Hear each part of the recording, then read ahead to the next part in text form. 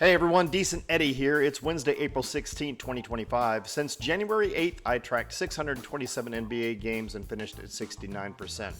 I also had 235 confident picks since that time, and I closed out at 81% there. Now it's time for the play-ins and the playoffs. I went 50% yesterday, my worst day so far in 2025. Of course, there were only 2 games, but still, I'm not happy about it. My picks are based on a specific data set, and I gave you my picks before tip-off so you can do your own research. And remember, always read at least 1, and really preferably 2 or 3 game reports before placing any bets. Data alone tells part of the story. Reading updated news is up to you. My mission is to help beginners and those who've had bad luck make more informed picks. My data set focuses on moneyline picks. While you can use my commentary for against the spread bet sometimes, my data isn't optimized for that. Yesterday, the Magic showed up, and the Hawks simply could not rattle them, and that's that. Warriors performed as expected. That was no surprise, really. But enough about the past. Let's move forward. First up, we got Heat versus Bulls, and the Heat get a danger pick with a 0.1 differential and about a 54% chance to win by the historical data. Bulls entered the play-in with the C, and the Heat with the C+ in the Decent Eddie grades. Like I said the other day, though, after the All-Star break, Chicago became almost a different team and improved their trajectory doing it. Heat went the other direction, going like 42% since the break, while the Bulls went to 63%. That's really good. Now, maybe the Heat have had time in the last few days for some soul searching. Maybe not. I don't know. But that's a question mark for me, and I don't like question marks in the mix. Right now, on the day of the game, I'm going with a dime on the Heat, but only because my number says Heat, and I have to keep my data tables as pure as I can. Otherwise, why am I even doing it? But if I'm talking to a friend, I tell them to think hard about going with Bulls on the money line, or if they can get more than the current +1 that I've seen on the Heat, a friend can take that if they want, but I'm not sure if I would.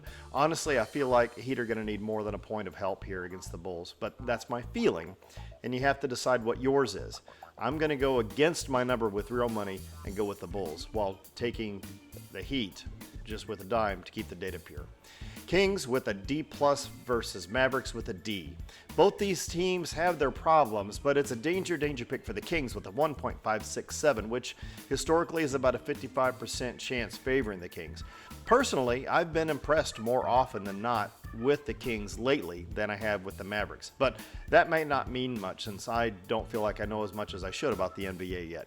I will say the Kings feel like and read like they have a better presence around them as a group, if that makes sense. Like their vibe just feels better. On the other hand, Mavericks feel like they've had a dark cloud over them since the break, and we know why. The Kings have home court here.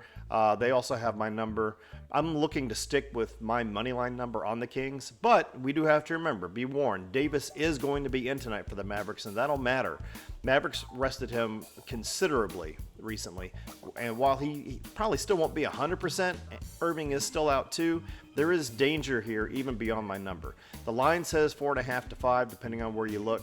Honestly, I think the game is going to be closer than that in the end. The books have the Kings as favorites. My number says Kings also, so that's where I'm 99.9% going to stick out of the commitment to keep my data pure, if nothing else. All right, so here's our quick recap for the 2 games tonight. We have no confident picks. We have no suboptimal picks. Both picks are dangerous picks on the money line. That's Kings and Heat.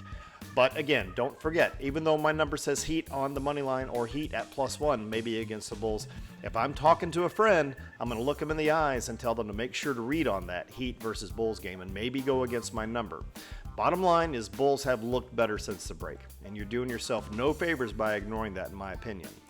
The Kings-Mavericks game is a little more cut and dry, pretty straightforward. I mean, there are always opportunities for surprises, but I think I feel we're solid there. All right, so for parlays, like yesterday, I can't recommend any moneyline parlays in any of these games in good faith. But if you want to do a parlay, please remember I never recommend more than a 3-leg parlay due to the risks of combined probabilities. And like yesterday, I'll review this about that.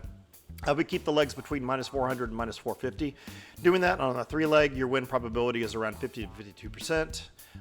For contrast, if you do a 3-leg with a -300 to -350, your win probability drops from 50 to 52% down to 41 to 43%. I know the returns are lower, but I'm about winning, not risking. All right, so Also, if you need help with a gambling problem, check out my resources on my channel description. All right, so thanks for watching. If you enjoyed this video, please like, share, subscribe, hit the notification bell to get my picks hours ahead of time. For more, head over to Decent Eddie Picks on Instagram or find me on X or Facebook. You'll see a deeper dive into my data sometimes. You'll see my Decent Eddie grades, which I updated 2 days ago, and any last minute thoughts that I might have. But let's see what happens tonight. This is Decent Eddie signing off. Have an awesome day. Oh, and I know I forgot to post my picks on my socials yesterday. You know, I usually do it a few minutes after tip-off. My son is in town, so I had other stuff to do. But anyway, regardless of any of that, this is Decent Eddie signing off. Have an awesome day. Best of luck to you.